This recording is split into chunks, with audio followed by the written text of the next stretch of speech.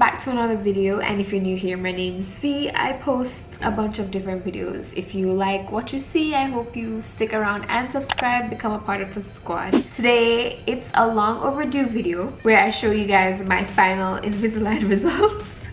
It's 2 years late. I know, but I still wanted to get this out for you guys, just as the same as my permanent residence situation. This is the thing with me. If I say I'm going to do something, I'm going to do something. I am telling you guys my Invisalign experience and showing you guys my final results. Get down to the nitty-gritty of my whole Invisalign after treatment and the 3 years later debacle. If you guys are very curious to see from the start, I was very good at filming the beginning of my journey. I do have like probably 3 or 4 videos documenting my Invisalign in the first beginning months. I'll link them in the card section. I know I did my consultation in March of 2017, and I started wearing my first tray in April of 2017. And then I also shared with you my first week of Invisalign to tell you how it felt with my mouth, what was happening. I also did an update of me actually showing you some changes that I've experienced and me wearing elastics to shift my mouth because my teeth was misaligned, obviously, because that's the whole reason why I got Invisalign, because the teeth twist, so nothing never did. It just never right all up in here. So I took my money and I invested in myself to get a nice beautiful smile. So when I officially finished my treatment in January of 2019, so technically it's 2 years and a couple months for the whole process of my Invisalign. So I went in and my dentist told me, oh, everything looks perfect, everything looks great, it's time that we end your treatment. Before we could actually finish everything finalized, I had to go to my dentist to get a filling on my teeth. In some of the pictures, but my incisors, well, it's not incisors, we call them teeth here. Google that real quick. Actually, incisors, I was right. These incisors were like baby teeth looking small. So I had to go to the dentist and got these built up. So it was just like, I guess it's the same content as getting your teeth filled. So I built up my teeth to this size. A couple days later, I went back to my orthodontist to get my moldings for my permanent retainers and my removable retainers. I'll show you guys my removable retainers soon. So January 16th, I went to my dentist, got my teeth built up, and then literally went the next day to my orthodontist to get my moldings.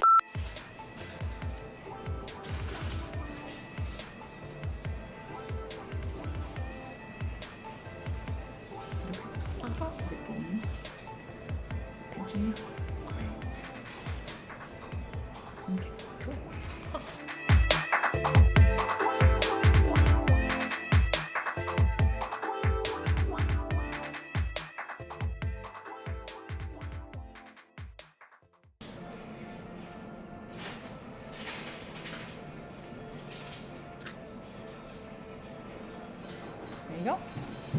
Beautiful. And actually, it's a perfect this way. It's good thing I didn't take any less white because I got it, right? We got everything perfect. Do you want to take a picture of these? Yeah. So I'll put it over here. Maybe you want to rinse first though. Okay. You're like, yeah. So I'll take your bib and then you go clean up and then come back and you can take pictures, okay? Okay. Okay.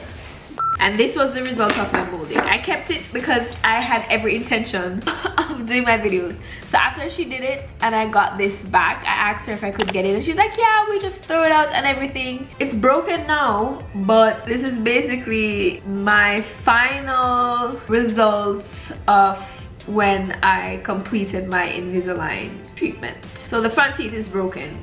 They broke it, I didn't, because I take good care of my things. It kind of looked weird, but this is the mold of the casting that she took. And then I think about 2 weeks or a week and a half later, I went back in to actually get my wires placed in my mouth, and that's my permanent wires to help keep my teeth in place. After I got my wires placed, this tooth here doesn't have enough space in the back for my wires.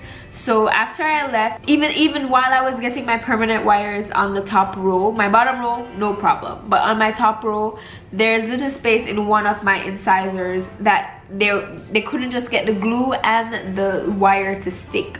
So I tried to tough it out for a couple weeks, but it was just getting too annoying until one time I was just eating and it slipped off my teeth and it started poking my gums. So I had to go back into my orthodontist, and she made the decision to just cut it and leave my wires on my 3 remaining incisors. And that's where the problem starts. I got my removable retainers and it was instructed that I wear them every night to bed. I did well for the first couple months, perfectly fine, and then I was like, I have permanent retainers in my mouth. My teeth them not shift wear, right? Oh, big mistake, ma'am. I now have a gap between my incisors, so yeah, why am I playing with money like this? I don't know, but that's definitely not the end of the story. I am supposed to be wearing them still. I don't do it as often because honestly it just, I don't know, it's annoying to me. And it's not like I hate the little gap that I do have, but if I wear my top retainers they'll close, but I have to consistently wear them for it to just shift and stay in place over time. And that's the thing, I'm not consistent in wearing them. I should be wearing them more often. I just don't.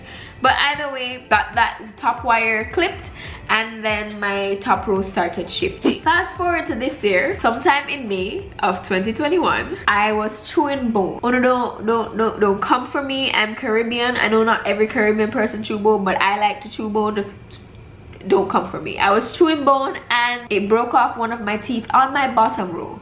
Mind you, at the top row I have problem with, you know, the top row permanent wires I have problem with, but the wires broke off on my bottom row. So I had to call my orthodontist.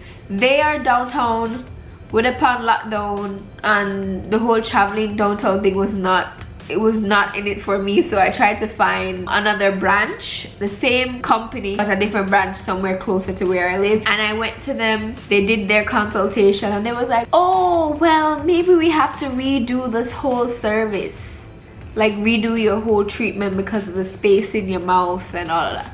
I'm like, miss, money not run for that. I guess I'm sorry, so you have to come up with another treatment plan because I'm not paying another 4,000, 5,000, whatever much money I spent on Invisalign for do another treatment. For what?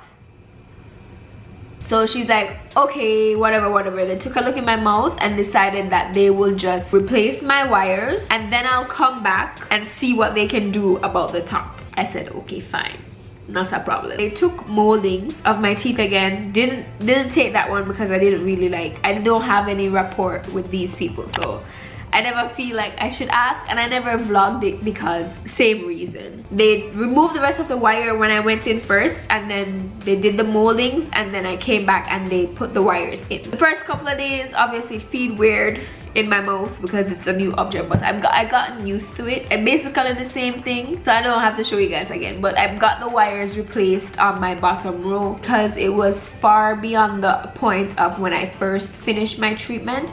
It wasn't covered, so I had to pay that out of pocket, but thank God for insurance. So I think it cost $275 to replace my lower wires, and when I came in they were gonna replace this one as well and try to put it back on the incisor that didn't have enough space for it.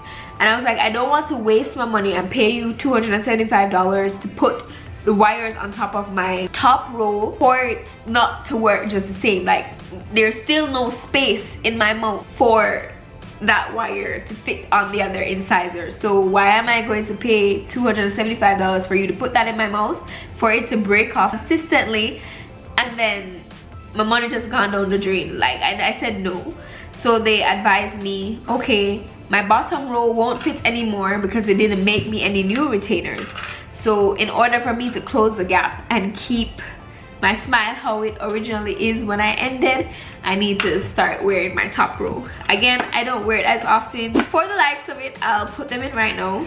The thing is, this is the reason why I don't actually like wearing them, because when you put them in, them kind of tight. But if you wear it consistently, your mouth gets used to it and your teeth stays in place where it doesn't shift, and it won't feel tight anymore. But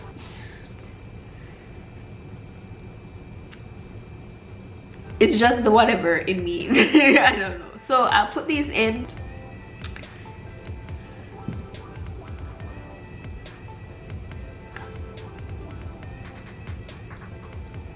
So as you can see, hold on, I can't talk with it. Hold on. Okay, as you can see, it still fits.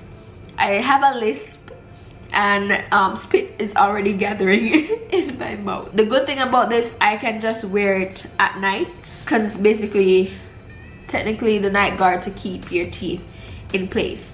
Right now, I wore it a couple nights ago, so it being in right now, I can feel the tension, but it's not giving me pain at all. My mouth is excessively watering, so it's hard for me to talk, and I can see the spit coming up.